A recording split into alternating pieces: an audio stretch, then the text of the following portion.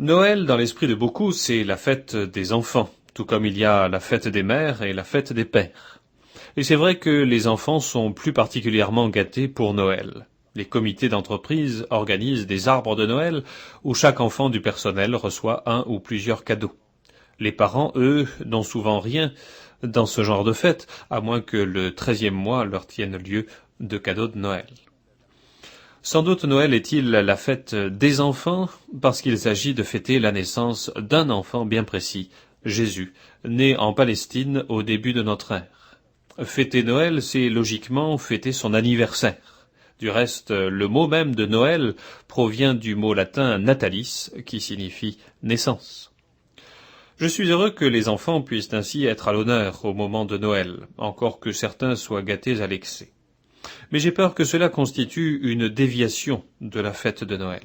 En effet, ce Jésus dont nous célébrons la naissance n'est pas resté enfant toute sa vie. Il n'est pas resté le petit Jésus ou l'enfant Jésus dont parlent certains.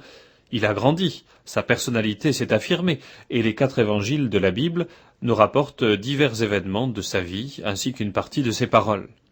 Les auteurs de ces récits nous invitent à découvrir et à comprendre que Jésus est le Fils de Dieu, Dieu lui-même descendant du ciel pour vivre au milieu des hommes.